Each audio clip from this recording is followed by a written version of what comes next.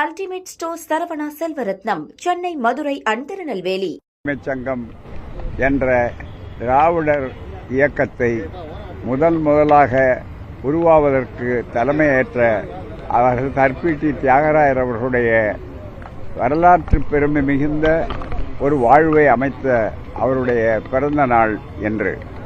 இந்த பிறந்த நாளில்தான் திராவிட மாடல் ஆட்சி இன்றைக்கு உலகம் போற்றக்கூடிய அளவிலே வந்திருக்கிறது என்றால் அதனுடைய அடித்தளம் எங்கே இருக்கிறது என்று சொன்னால், திராவிடர் ஆட்சியை அமைப்பதற்கு வழிகாட்டியவர்கள் பார்ப்பன அல்லாதார் இயக்கம் என்று தொடக்கப்பட்டு தென்னிந்திய நல உரிமை சங்கம் என்று பதிவு செய்யப்பட்டு ஜஸ்டிஸ் கட்சி என்று மக்களாலே அறிமுகப்படுத்தப்பட்ட ஒரு இயக்கத்தினுடைய முப்பெரும் தலைவர்களிலே அவர்தான் தலைமையேற்றவர் தர்பீட்டி தியாகராயர் அவர்கள்.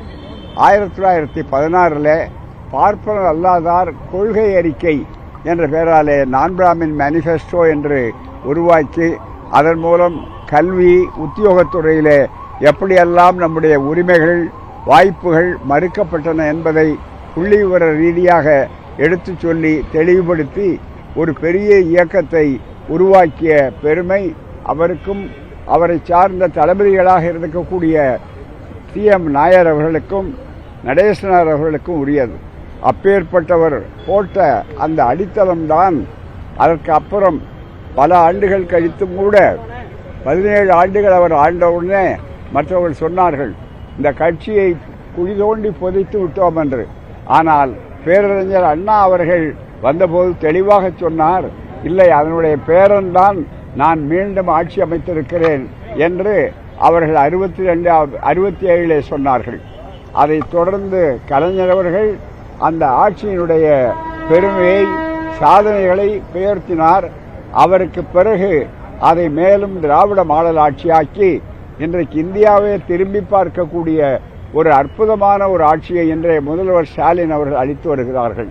எனவே ஒரு நீண்ட பாரம்பரியத்திற்கு அடித்தளமாக காரணமாக இருந்து அடிக்கட்டுமானத்தை உருவாக்கிய அந்த மாபெரும் தலைவருடைய பிறந்த நாளிலே மீண்டும் தமிழ் மண்ணிலே திராவிட மண்ணிலே பெரியார் அவர்கள், தந்தை பெரியார் அவர்கள் அதனை ஒருங்கிணைத்து ஜஸ்டிஸ் கட்சியும் சுயமரியாதை இயக்கமும் திராவிடர் கழகமாகி திராவிடர் கழகம் பிறகு இரட்டை குழல் துப்பாக்கியாக திராவிடர் கழகம் திராவிட முன்னேற்ற கழகம் என்று வளர்ந்த ஒரு அரசியல் சரித்திரத்தின் துவக்கத்திற்கு உரியவர்தான் இன்றைக்கு சிலையாக மட்டுமல்ல நமக்கு வழிகாட்டக்கூடிய சீலமாகவும் இருக்கக்கூடிய தர்பீட்டி தியாகராயர் அவர்கள்.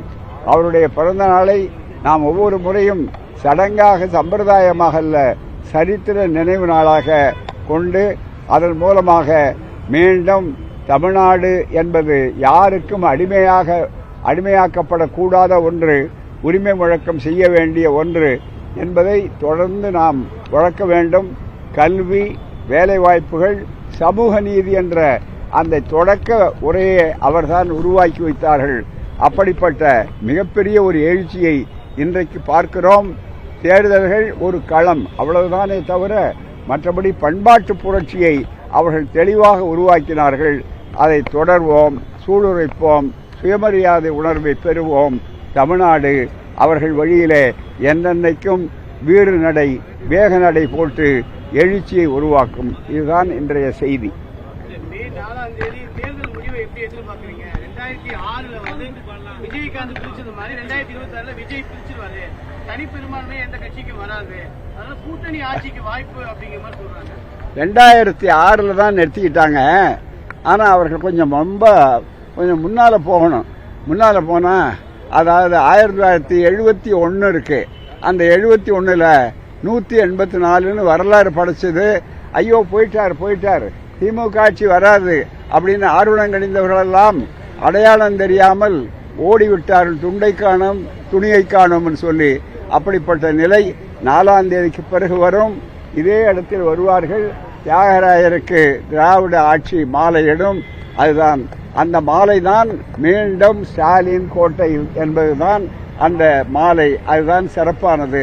அது இந்த ஆண்டில் விரைவே காணுவீர்கள். கோட்டை, சென்னை கோட்டை திமுக கூட்டணிக்கு, மணக்கோட்டை மற்ற அணிகளுக்கு. அவ்வளவுதான். Ultimate store Saravana Selvaratnam, Chennai, Madurai and Tirunelveli.